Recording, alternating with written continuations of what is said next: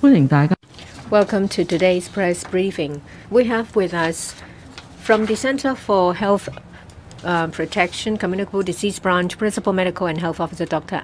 Albert Au, and from Hospital Authority Chief Manager Dr. Lau Ka-Hien. We'll first hear from Dr. Au. Good afternoon, everyone. I now report to you about the number of cases yesterday, the 4th of April. Yesterday, we have PCR positive cases, 1,658 cases, of which 268 of them were confirmed by the Hospital Authority. 271 were confirmed by Public Health Laboratory Service. The remaining 1,119 were picked up by private labs. In relation to RAT tests, we have received 1,596 positive cases reported that are verified. Yesterday, altogether, there are 3,454 positive cases. So far in the fifth wave, we have 1,165,183 positive cases. That includes 730,262 cases and also 435,221 RAT cases. The cases confirmed yesterday, 16 of them are imported cases. The remaining 3,238 cases are local cases. Now I move on to imported cases. There are 16 of them. 14 were picked up by the temporary sample collection stations at the airport. 1 arriving on the 2nd of April. 13 arrived yesterday. There are 5 riding on CX216 from Manchester, UK. 3 flying with a CX704 from Thailand. There are 3 cases flying with QR818 from Turkey, Holland and Qatar. There is 1 flying with a CX829 from Canada, 1 flying with a CX104 from Australia. The last one is flying with KG660 from France. The remaining 2 imported cases were picked up on the 3rd day at the quarantine hotel by RAT. They arrived on the 1st from April from Singapore, and the other one arriving from Spain. The Department of Health has made use of HEP 599 Prevention and Control of Disease Ordinance. There are flights with more than 3 positive cases. So Qatar Airline were asked to suspend flights from Doha and also Cathay Pacific from Manchester between the 6th and the 12th of April. These flights will be suspended.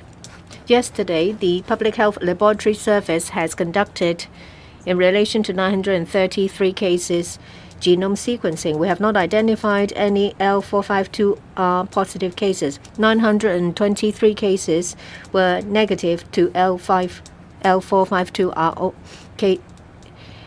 cases. They are Omicron cases. There are remaining 16 cases that have got an insufficient viral load. We have not received any new cases from care homes. Altogether, 787 care homes have seen cases outbreak. 290 care homes for the disabled have seen cases or outbreak. Yesterday, in relation to previous reports from care homes, 91 of them have new cases. That includes 119 residents and 10 staff members. There are 22 homes that have cases that were reported previously. There are 26 residents that are now affected and 11 staff members that have been affected. The latest death figures so far, 8,136 death cases, an additional 87 cases compared to yesterday. So the death rate currently is 0.7%. The age range is 11 months and 112 years. Median age is still 86. There are 8 pediatric patients under the age of 18. Adults 18 to 59, there are 351 death cases, which accounts for 3.8% of the death rate.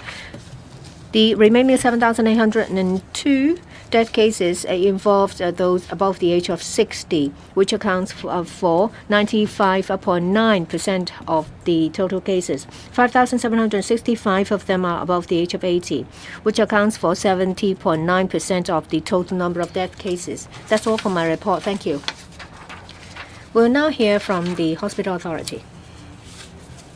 There are 9,965 confirmed cases staying at public hospitals, the North Lantau Hong Kong Infection Control Center, Infectious Disease Center of the HA, as well as the Asia World Expo. We've received 12 cases where the patients are in a critical condition. 24 of them are in a serious condition. For those staying in the ICU, there are 71 patients in a critical condition. As at midnight in the previous 24 hours, 81 patients with positive cases have passed away, 55 male and 26 female, aged between 60 and 100. Of the people who passed away yesterday, 38 of them came from care homes.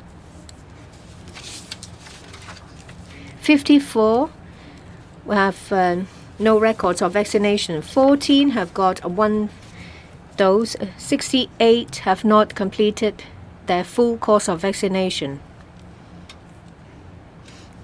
The percentage is about 84%. 12 patients have received 2 doses. 1 received 3 doses.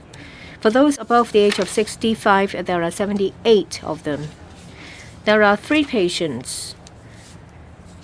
They are younger, age 60, and 2 age 63. For the one who's age 60, the patient suffers from late-stage renal failure and diabetes. Also, a patient cancer. Cancer cells has spread to lymph node. The patient age 63 is also a cancer patient. The cancer cells has spread to other places, including his bones. The last 63-year-old patient is someone from a care home for the elderly. That person suffered from a number of chronic illnesses, say, for example, anemia, hypertension, as well as a late stage of renal failure. Because of lack of data, I will now report the cases between the 21st of March and the 3rd of April. There are 6 male, 4 females aged between 59 and 97. There are 1,444 patients that have recovered and been discharged. In relation to cases picked up by admission screening, there are 4 of them. 5 patients in the same cubicle are classified as close contacts. In terms of staff members, 21,391 staff members have been confirmed. 19,388 of them have resumed their duties. That's all for my report. Now we will take questions. Raise your hands, use the microphone we give you. And before you start, please introduce your organizations. The first reporter is over there at the back, the lady. I'm from Dot News. I would like to know more about those with mild symptoms. How many of them are receiving the Chinese medicine treatment? How many are there? And what is the percentage of this group in relation to the whole? And also the practice of combining Chinese medicines and Western medicines and trying to leverage on the advantages of both in treatment, and how do you go about it? And also, apart from physical health, psychological health is important. There are organizations which are now running some counseling hotlines. It's been reported that they have received calls for help from 173 callers. and 14% of them had reported suicidal tendency. Do you have any special measures to care about the well-being of these confirmed cases as well as other people in the community? On the question of Chinese medicine service, actually the HA has been providing such service to many patients. For example, in care homes for the elderly, we offer Chinese medicine CMP service. That is, we provide remote or outreach CMP service to these residents. So staff and residents of care homes will be receiving remote consultation service, and we can also deliver the relevant medicine to them. And the hotline is 1-834-511. For the care home residents or for those who are hospitalized at the North Lantau Hong Kong Infection Control Center and also at the AWE Community Treatment Center, we have been providing the inpatient CMP service. We have Chinese medicine practitioners stationing there to prevent these cases from getting worse. And also for those who have recovered and discharged, they will be able to receive a free CMP clinical services at the clinics. So for those who are inpatients, those who have been discharged, recovered and discharged, and also for care home residents who are affected by the fifth wave of the epidemic, they can also have access to our outreach service, both for residents and for staff. As for the mainland support teams, among them there are Chinese medicine practitioners, and at our Infection Control Center and the AWE Center, we are providing a combination of both Chinese medicine and Western medicine service. And also the Food and Health Bureau has been distributing the proprietary Chinese medicine, 莲花清瘟 and 金花果粒 proprietary medicine. Such medicines have been distributed to the quarantine hotels for those who are under quarantine or who are already confirmed patients.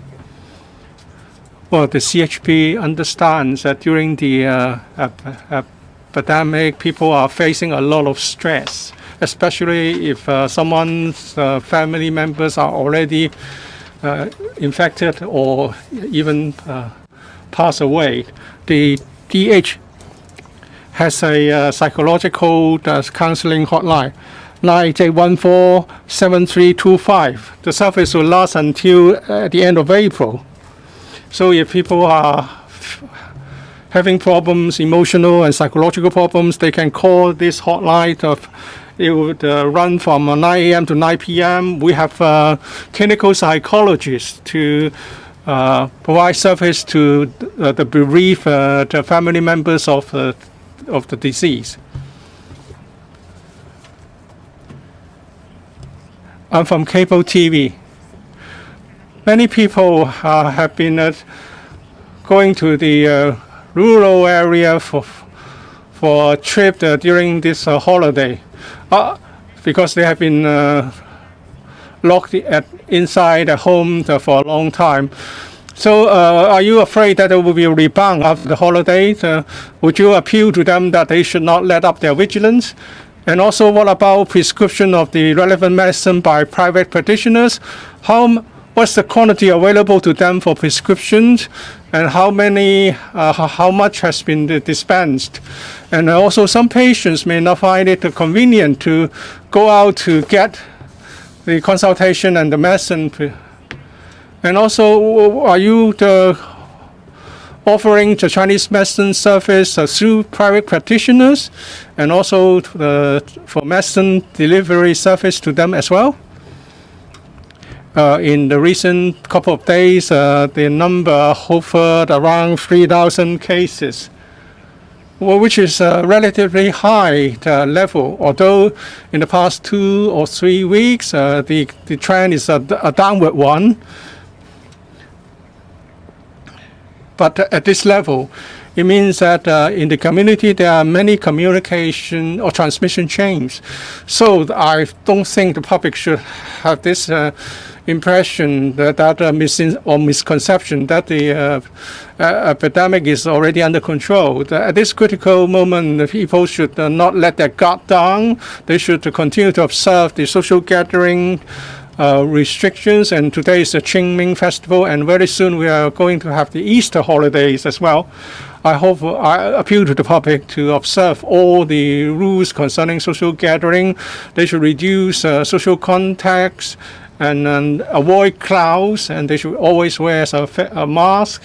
And if they have contacted anyone who has been tested positive, they should also get a test so that they can be identified as soon as possible. We appeal to the public that they should use the RAT packs sent to their homes during the period from the 8th to 10th of this month, so that we can uncover the cryptic cases and hidden cases, transmitting silently in the community. Because we do understand that there are transmission chains in the community.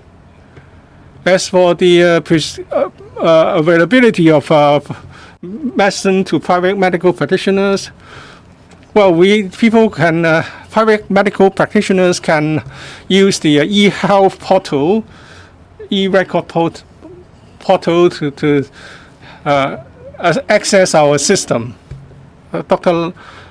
Lau may wish to compliment. Well, actually, we prescribe the relevant drugs in our clinics, in the A&E center, the care homes, holding centers, and private clinics have already received some of these medicine from us, so that the same can be prescribed to their patients if necessary. We are trying to improve the systems. Very soon we'll write to the private medical practitioners to elaborate on the delivery system. We would like to make all these available in clinics of private practitioners, so that all patients in need would have access to them. As for patients who cannot really leave their home to see a doctor, well, then I will appeal to everyone not to wait until the conditions are so poor that they cannot really go out. So for those who have chronic diseases, who are over 60, or you have a compromised immunity system, you should go to consult a doctor if necessary as soon as possible, so that the new COVID medicine can be prescribed as soon as possible, because it's essential that this is done at the earliest possible opportunity to minimize the chance of deterioration. From Now TV, another journalist has asked about private practitioners getting the medicines you have made available. It said that if private medical practitioners can prescribe the same, then we can better control the epidemic. Are you able to catch up with the situation, the evolving situation? Are all private practitioners eligible to prescribe the medicines, or do they have to do the consultation first? As for those who are doing this under the e-health system, do they have to do the consultation first? And also, what do you expect in relation to the number of cases that may be discovered through the RAT general community-wide test? It's been suggested that the epidemic has eased a bit, but are you afraid that if you uncover many new cases, would the HA system be put under a lot of stress, or even being overloaded? And how many pediatric deaths or critical cases have you identified? Have you analyzed into these cases? How many of these case deaths are related to COVID? And is it that the mortality rate of pediatric cases is higher than that of elderly patients? And how many imported cases have there been from UK? Have you discovered any case with the AX variant? 我答完睇下劉醫生有。 Perhaps I will answer first. First of all, in relation to the upcoming voluntary tests between the 8th and the 10th of April, that is a territory-wide RAT test. We appeal to members of the public to make use of the opportunity to use RAT kits distributed from the government to you to get tested over the weekend. Our objective is to pick up silent cases in the community. We want to do it as soon as possible so that we can implement public health measures.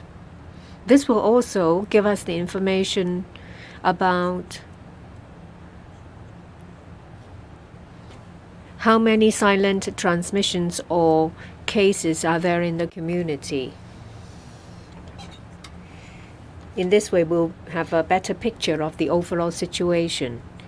In relation to the number of cases that might be picked up, it's difficult to say. It depends on the participation. The higher the participation level, then the more likely that we'll be able to identify more cases. These are infected cases. They are circulating in the community. If we do not pick them out, that means these cases will continue to spread the virus in the community. Therefore, the transmission chain will not be completely cut. We ask you all to do your part. If you get a positive result, please make use of our RAT platform. Report the case.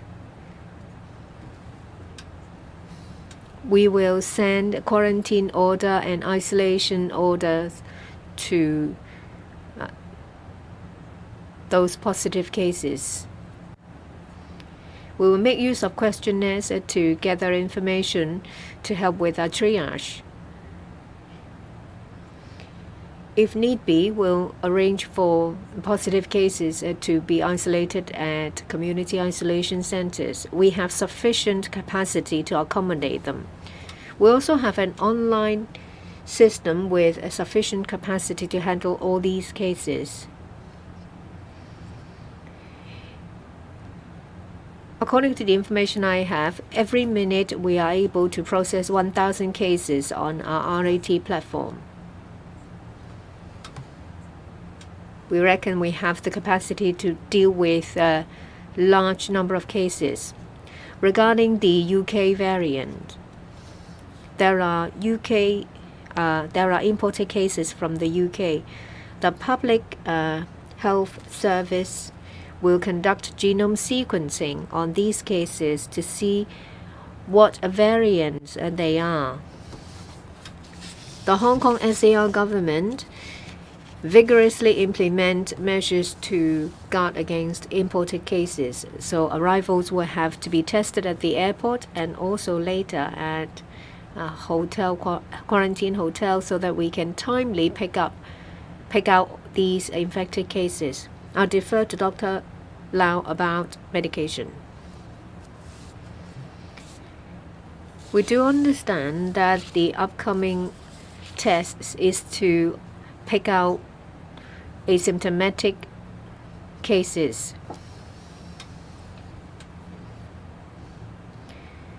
For those who are admitted at hospitals, those who require treatments are elderly patients. They may be residents in care homes as well. Every day we find new cases. this is an ongoing exercise, so it may not be the case that the number of cases may spike over the weekend when we're doing the RAT tests.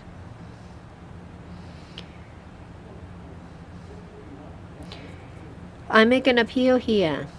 For elderly people who are in the community, if you don't know how to use RAT kits, please find help. Turn to your family members or social workers for help.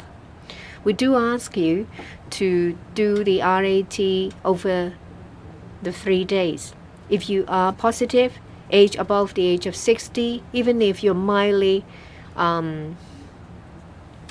you're in mild discomfort, please go to our designated clinic. We now have same-day tickets. You can walk in, but of course it's always better to have a prior appointment so that you can avoid being in crowds.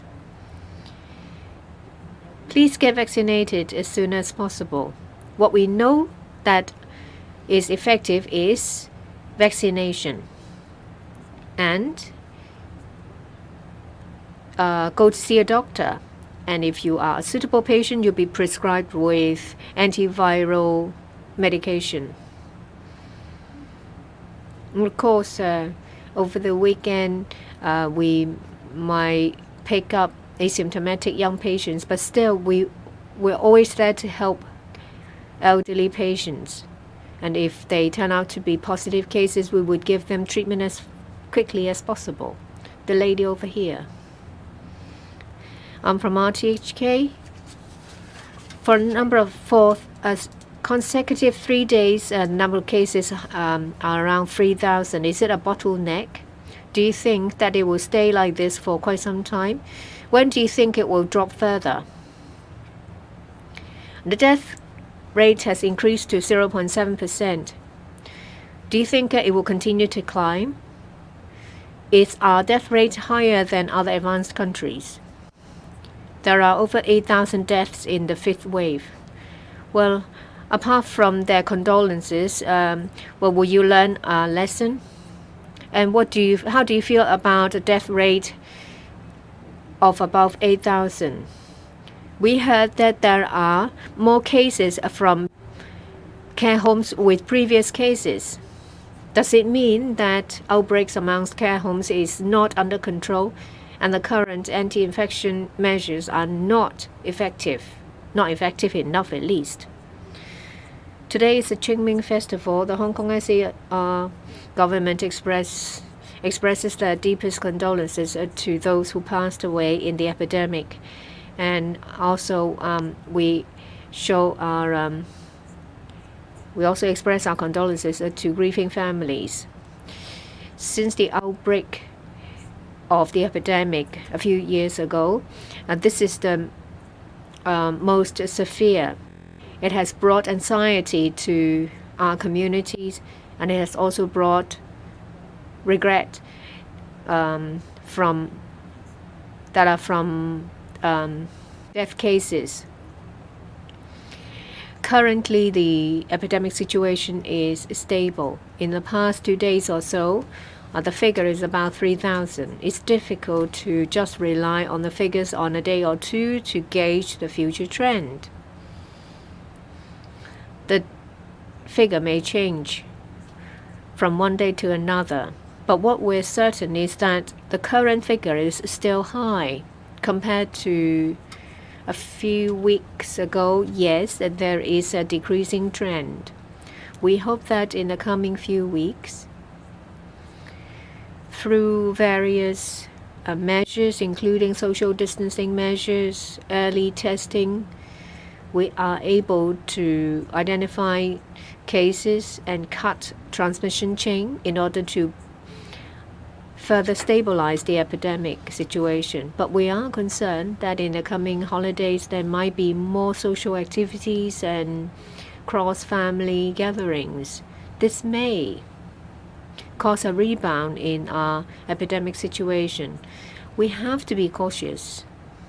We ask members of the public to abide by social distancing measures. We hope to stabilize the situation very soon. We ask you to refrain from cross-family gatherings and refrain from close contacts with people who are not in your household, and keep your masks on all the time. In relation to care homes, we see that with the situation stabilizing, there is a drop in new cases. But we still see a stream of cases in care homes that have got previous cases. When there are positive cases in care homes, we will arrange as soon as possible for the infected to go to holding centers or community isolation centers, so they don't have to stay at care homes, and will also provide assistance to these homes for anti-infection control. As soon as we receive reports, we'll liaise with the social welfare department as the geriatric department of a hospital authority to provide assistance and to transfer these cases to holding centers. Next, let's have a question in English. Some English questions from the South China Morning Post. Our first question is about the flight ban. So can you just please clarify that flight CX704 from Thailand had 3 cases on arrival? That's flight CX704 from Thailand. Will that have a ban because 3 passengers have been detected on arrival with COVID? And a second question also relating to flights is that currently on the website of Singapore Airlines, inbound flights from Singapore to Hong Kong is banned. And is it true that transiting via Singapore is not allowed? Is that a CHP rule, or is it instilled by the Hong Kong or Singapore government? Because currently it doesn't seem like there has been positive cases from Singapore, but the flights have been suspended. And a third question is on progress on the prescription of oral antiviral drugs at private clinics. Can you provide a timeline on when this will happen? And if it does, how do we ensure that COVID positive patients are separated from other patients to avoid cross-contamination at private clinics?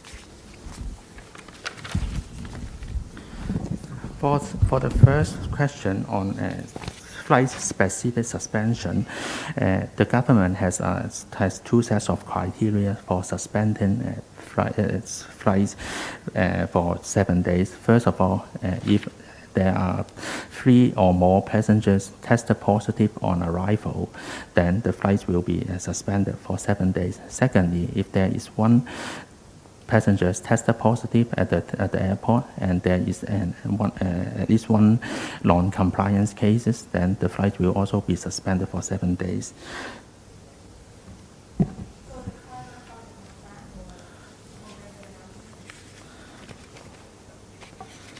So you mean the CS704? Yes, if there are 3 or more cases, then it will be suspended. For the antiviral treatment, maybe Dr. Lau has any supplement? Yeah, we know that the government has been contacting with the private practitioners to update the electronic health record in order to help the general practitioner to record down who has been given the antivirals, and then we can have better tracing of the information. Now we know the government will have the FHB or DH will send the letters to the private practitioners to talk about how to send the drug to them, and also how to record down the patients who has taken the antivirals. 下一位，嗰邊最後嗰行最遠嗰位。The last row. I'm from Ta Kung Pao. I have 3 patients. Are you concerned that we are going to face a new variant with more and more cases from imported cases? Are we going to have new information arising from the XC variant? And also for quarantine hotels, there have been some cases of cross-infection. Would you improve the arrangement? For example, can you arrange for the passengers from the same flight to be housed on the same floor so as to reduce the risk of cross-contamination? Oh, thank you for your questions.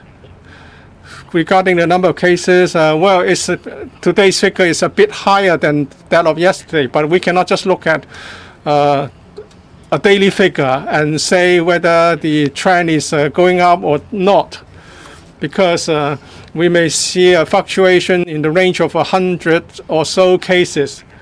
In the past few days, things have been stable. We're talking about some 3,000 odd cases a day. It's still a high level of cases. We need to observe the situation for the longer term to see whether how things would progress. As for imported cases, when we've discovered that at the airport or in the community testing centers that there are positive cases, the samples will be sent to our public health lab for genome sequencing to identify the variant type of the virus. And we also collect samples from local confirmed cases for genome sequencing as well. This is to find out whether we are facing new variants or new virus. In the past, the majority of cases were Omicron or B1.2. Should there be a new variant, we would carry out tracing and we will carry out further tests.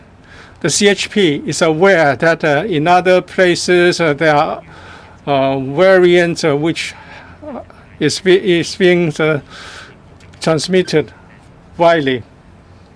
As for quarantine hotels, the DH will offer training for their personnel, and also we would look at the quarantine equipment and facilities there to ensure that there will be no transmission in these hotels. We have actually inspected these hotels to look at their ventilation system and to work at their service procedure to ensure that there's no cross infection among the guests. We have a very stringent measure in place at our airport. Every arriving passenger will be tested, and if necessary, they will be sent to a quarantine hotel. If they have been fully vaccinated, that is 2 doses, they will be subject to a 7-day quarantine period, during which they will have to do a RAT every day. And on the 5th day, they need to do a PCR test, because that's a more sensitive test, so that we make sure that when they completed the quarantine period, that they are negative cases and they can return to the community. And after that, on the 12th day, from the day of arrival, they need to go to a community testing center for a PCR test. This is to find out the positive cases as early as possible. If we find out that there are positive cases in the hotels, they will be transferred out of the hotel they stay into a designated quarantine hotel. I'm from Ming Pao. You didn't answer a question about the death rate. The latest death rate is 0.7%. It seems that this rate is increasing all the time. How do you assess this death rate? Is it that we are not very effective in reducing the death rate? As for the prescription of oral antiviral drug by private medical practitioners, is face-to-face consultation necessary for the prescription? What about remote consultation? And if I'm positive under an RAT platform, do I need to get a consultation first before I get the drug? And as for the 9 countries which were previously banned from having flights to Hong Kong, and if you look at the number of imported cases, do you think that this is alarming? As for apart from the mixed variant BA1, BA2, and what about other cases which would involve a variant not found locally? In relation to your first question on death rate, I have explained to the media that the methodology we use is death rate of confirmed cases. It shows that among those who have been infected, how many people died. The current rate, the death rate, the denominator is the number of people who are infected, and the denominator is the number of deaths. The figure is 0.7. Compared to other places, say for example UK, US, is similar. So we're not higher as such. We're in the middle of a severe epidemic situation. In the past 2 or 3 months, the number of incidence rate is quite high. We see a surge of cases within a very short time. So if we use the same death rate, you will see a higher number of deaths. We closely monitor the trend. Now that the situation is stabilizing, we also see that the death rate is dropping. The second question is about imported cases. We will conduct genome sequencing analysis to see if we can identify any new strain of variants that have come to Hong Kong. Apart from the 2 cases identified by the Hong Kong U, they are BA.1 and BA.2 mixed. Other than that, we have not found any of these mixed cases with mixed variants. The number of imported cases is within our expectation. Starting from the 1st of April, we have lifted flight ban from the 9 specific countries. We see the number of arrivals has increased.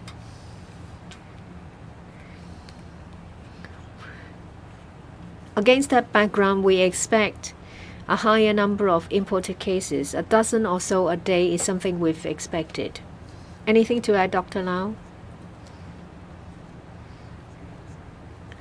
I think it's better to wait for the government to discuss with the private sector before the details are announced by the government. The reporter at the back, the gentleman. I'm from TVB. Well, it's said that, with the lift ban being implemented, with the lifting of a flight ban, do you see that there is a chance of new variant? You said that there are several cases from the UK, but they are not the new strain. And you have identified single-digit figures or double-digit figures from RTD operations, that is restrictions and testing declarations. Is it the case that you have already identified almost all of the transmission chain? Does it mean that you will be able to clear out all silent transmissions or known transmissions in the middle of next month? And in relation to random checks or positive cases, can you give us a figure? Any false reports? If someone is caught falsely reporting their case, how will they be handled? Your first question is in relation to imported cases. That of course is an area of concern for us. When restrictions have been relaxed, there will be more people coming back from other places to Hong Kong.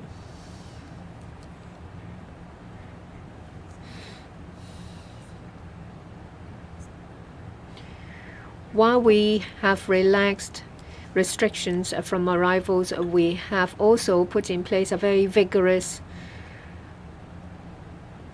strategy to guard against importation. Say, for example, arrivals will have to be tested at the airport. They have to stay in designated quarantine hotel. They have to be fully vaccinated. And before they board, within 48 hours, they need to provide a negative PCR report. All these are in place to prevent positive cases from coming to Hong Kong. Arrivals will have to be tested very frequently at the designated quarantine hotel. For most cases, the incubation period is about 7 days. So we impose a quarantine period of 7 days. This measure is to ensure that if there are cases that are infected before they arrive in Hong Kong, these cases will be picked up as soon as possible at quarantine hotels to stop them from entering the community. On the 12th day, they have to go to a community testing center to do a PCR test to make sure that the person is not infected. With this series of measures in place, we think we can prevent imported cases from entering the community. However, it's not fail-safe. We closely monitor variants from these imported cases and whether there are new strains and whether any has entered our community and whether there are any variants that are different from BA.1 or .2. In relation to restrictions and testing declarations, we see a drop in number of cases. In the past week or two, the percentage of positive cases is about 2 to 3%. The 2 to 3% is still a very high level. Prior to the 5th wave, in our lockdown operations, usually we could not identify any cases. Now, using the sewage surveillance program, we identify high-risk buildings to do the lockdown operation, and we find 2 to 3% of new cases. They are cases that have not been identified previously. And if someone's already infected in the 5th wave, they will not have to be tested in lockdown operations. Yet, we continue to find new cases. That means there are still transmission chains in buildings. Regarding the future trend, we ask members of the public to, especially during the coming weekend between the 8th and the 10th, to get tested. If we are to stop any transmission chains, we need to first of all identify all cases as soon as possible. With a high participation, we might be able to identify all cases and isolate them. In this way, we'll be able to reduce transmission chains in the community. About random checks of RAT positive cases.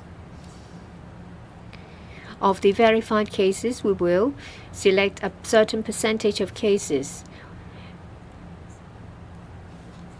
These cases will be distributed nasal swab from contractors, and these people will have to do a test. We have so far collected about 28,000 samples.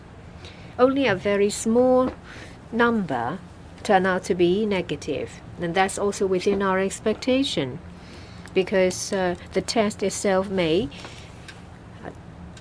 come up false positive, which is about 1 to 2%. When we have picked up negative cases, we will arrange for a retest. If the retest turns out to be negative, then it may be a false positive case. We will conduct further investigation to see if there is any chance that it's a false report. If we have any suspicions, we will refer the case to the police. I'm from Hong Kong 01. I have a question about the holding center. 199 care home residents have been tested positive, have they been all sent to a holding center, or how many of them have been sent to these holding centers? And how long will it take to transfer these residents to a holding center now? And how many oral antiviral medicines are available in the holding center for prescription to these elderly people? As for the email platform for the RAT, the positive cases, how many have you received? How many cases have we received regarding failure to report within the specified time frame previously? As for these supplementary cases or these reports submitted out of time, how many of them, how do you verify whether they are genuine positive cases? As for the positive cases in care homes, we have asked all care homes for the elderly and care homes for the disabled will be asked to carry out a RAT test for every resident and their staff. This is done on a daily basis. If there are any positive cases, they would have to inform the CHP and the SWD. We have a online questionnaire, e-form, questionnaire for them to fill in every day to report new cases, new positive cases. And then on a daily basis, after we receive such cases, we would expeditiously issue a quarantine order to the relevant resident and ask for the SWD to transfer these people to a holding center. Actually, we have already issued such orders to those who were tested positive yesterday, and we have also informed the SWD to transfer them to a holding center. As for the email address in the RAT report platform, as I have said earlier, if some people could not, for various reasons, report their RAT positive cases within the first 48 hours, they can use this email. We appeal to everyone who has been tested, RAT tested positive, to report their cases. They should send a photo showing the positive result of the RAT kit and relevant information to our platform. We would like to get real-time information on new positive cases. We are not setting up this platform for the retrospective reporting. But this email has been provided for those who were tested positive before we set up the platform.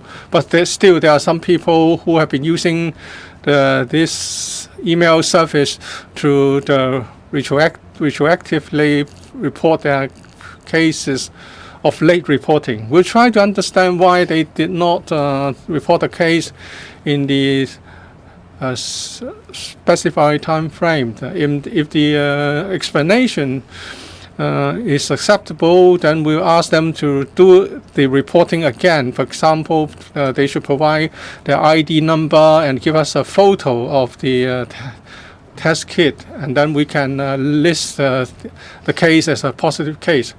But these are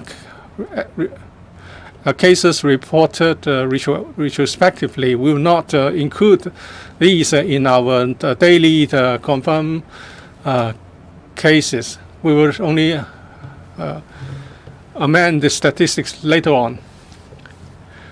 Well, in order to reduce the risks of transmission in care homes, everyone tested positive in a care home will be transferred to a holding center. These people have mild symptoms or are asymptomatic, and we have medical stations in these centers. Some are staffed by HA personnel, and additionally we have Hong Kong U, private hospitals, and other private health management organizations. So sending doctors there to see the patient. For these from care homes, they are invariably over 60. If necessary, they can all prescribe the 2 oral antiviral drugs, and they will see whether there are any contraindications and side effects of the drug. On the death rate, well, there's a case reported of late involving a 59-year-old patient. And then also for the 14 additional cases, one of the passengers arrived on the 2nd of April. Why have you got to wait so a few days? And what about the 3 passengers of CX704?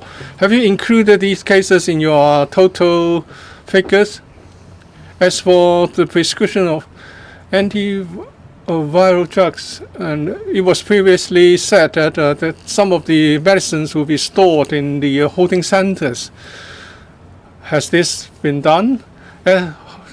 First of all, regarding the 59-year-old patient, well, the patient had hypertension, diabetes, anemia, and he had to receive dialysis service twice a week, and there's also the brain hemorrhage 2 days before admission. The patient already felt very weak, and then with the brain hemorrhage getting serious upon admission, the patient passed away 2 days ago, the day before yesterday.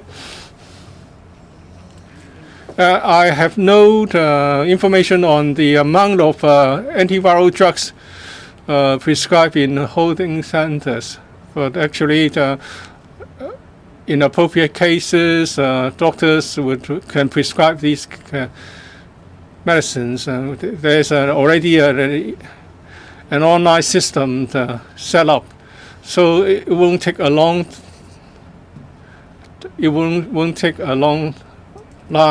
time to get the medicines. But of course, we can shorten the time required. That would be even better. But can we store the medicines there? That we have to consider various factors, because it's not the holding center is not actually a medical facility, and we have to make sure that this is allowed under the law. We make everything that we can make available in an efficient manner.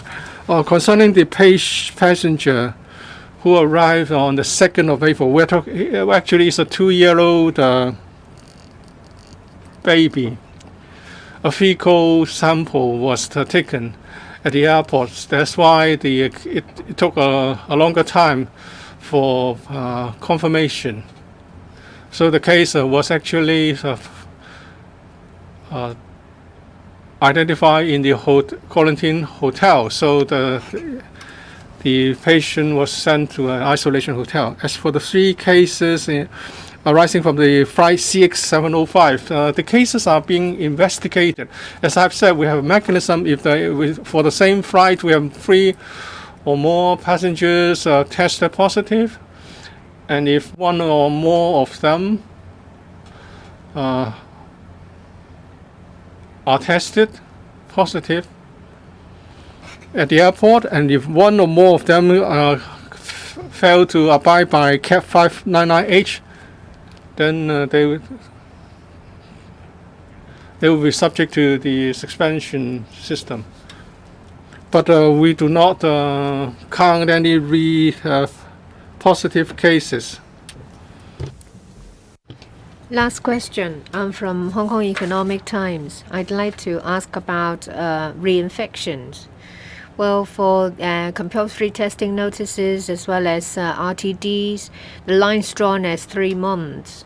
Does it mean that if you were infected 3 months ago and you are tested positive again, then it is a new infected case? Well, so between the 31st of December to the 4th of January, are there any reinfection cases? And in relation to the 3 younger death cases, when were they admitted? When were they infected? Were they died of or died with virus? And there is one case with 3 doses. Can you give us more details about COVID medications? How much have been prescribed? Do you have any clinical data showing the efficacy of the 2 types? Which is performing better? Lastly, there are experts saying that patients should be given a choice of isolation at home. This will provide an incentive for people to report their positive cases. Would you consider that? I'll answer the first and the third question. I'll defer to Dr. Lau about death cases reported. In relation to reinfection cases, yes, literature has already talked about this. There are such cases. And if one has been infected with Alpha or Delta, then there is a chance that the person may be infected with Omicron. There is a marked difference in terms of antibodies in Omicron from other strains. Well, the period is set at 90 days. If after 90 days there is again a positive case, we will carry out investigations. If is an infection after 90 days, 90 days after the previous infection, there is a chance that it is a new infection. We'll also look at the viral load, the CT value, if the CT value is very high, and whether the person has any symptoms. Well, some people may have a re-positive after 3 months, but normally it will be within 3 months. If it is more than 3 months, we can treat it as a new case, a new infection case. The current prevalent strain is Omicron. If someone is infected with Omicron 3 months ago, and if that person is tested positive again, there is a very good chance that the person is infected with a new case. There were infected cases before the 5th wave. We would consider these cases, should they be tested positive again, as new cases. As to whether there will be reinfection within 3 months, that depends on the prevalent strain, or whether there are new strains. If there is a new strain, then yes, there is a chance of reinfection. Your other question is about home isolation. Our current policy is that if someone is tested positive, we require the person to upload information to us using the platform. But we take into account the person's condition, the age, whether someone is from high-risk group, whether that person's pregnant, whether the person can take care of themselves. And should the case deteriorate, would that person be able to identify the rapid change? We also look at the domestic setting, whether there is a separate bedroom, whether there is a separate bathroom, and if the bathroom is shared, can the bathroom be disinfected after every use? And are there any other high-risk persons in the same household? Then we decide where is a suitable place for isolation. In relation to the death cases, I'll give you more information. The 60-year-old patient, as I've said, the person suffered from skin cancer.